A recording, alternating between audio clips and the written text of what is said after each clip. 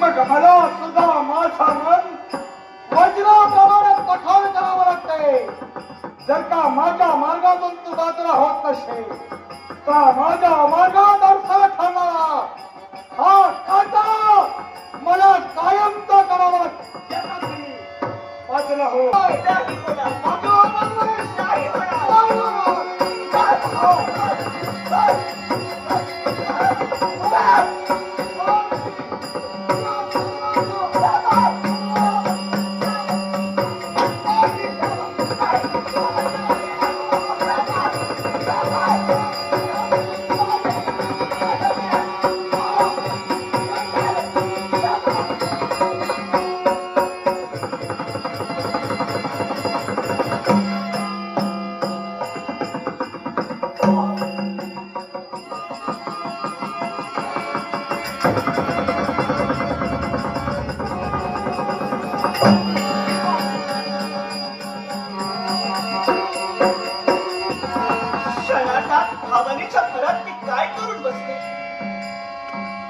राजकर्ते शशांकर यांचा पुत्र कृष्णांगर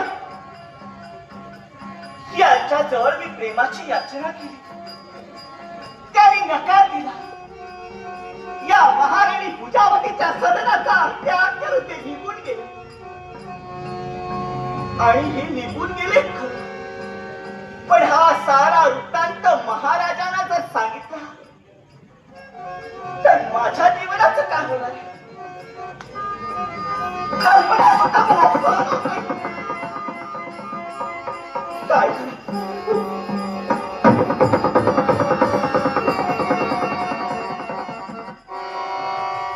शक्तीपेक्षा युक्ती श्रेष्ठ.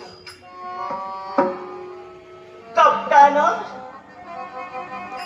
अगदी डाव टाकावा. हो,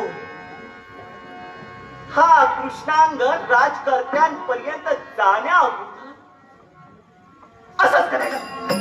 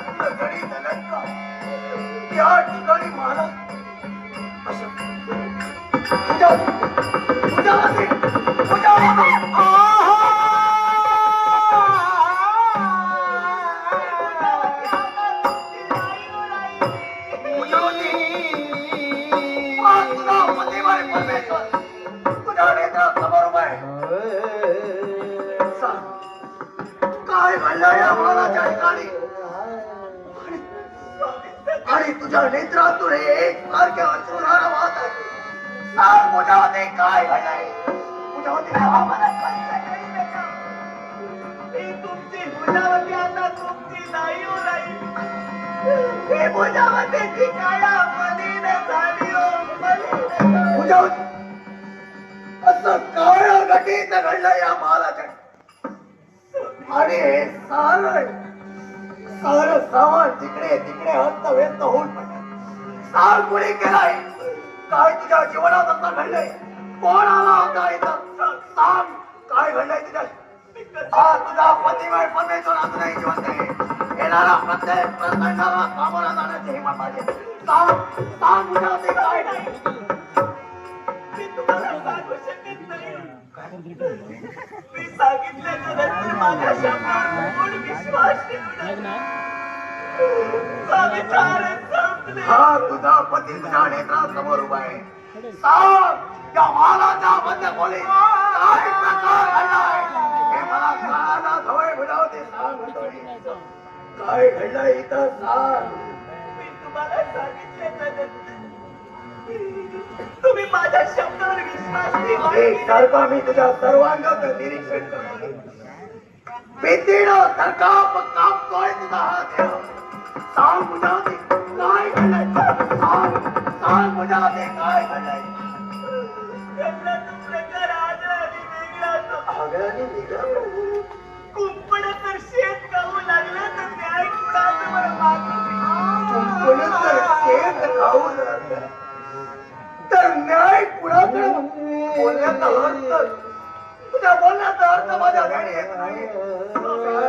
जे काही घडलंय ते स्पष्ट शब्दात सांग. मी तुम्हाला सत्य सांगितल्याच्या नंतर तुमचा माझ्या शब्दावर विश्वास बसेल की नाही मला नाही म्हणता. पण मला सत्य तुम्हाला सांगावं लागणार. मला सत्य ऐकायचंय. सांग इथं काय प्रकार घडलाय? सांग बुजावते. तुम्ही आनंदाचा गोड निरोप घेऊन अरण्याच्या ठिकाणी निघून गेला. त्याच्या नंतर घडला तो प्रकार आगळा आणि वेगळा. ही भुजावती एकांत वासात होती. या महालाच्या द्वारावर उभी राहून मार्ग प्रतीक्षा करत होती ती फक्त स्वतःच्या पतिमय परमेश्वराची. तुझ्या जीवनात कशाची कमतरता भास नाही की काय? सांग म्हणून तू एवढे घाबरले. सांग. पेवत असणाऱ्या समया सुद्धा आज भूमिगत झाल्या. का आणि कशासाठी? या सदनाच्या ठिकाणी एका युवकाचा आगमन झालं. युवक? या मालाच्या ठिकाणी एक युवक? त्या युवकाला पाहताच कोण युवक? कोण युवक इथपर्यंत आला? हा प्रश्न केला. पहा,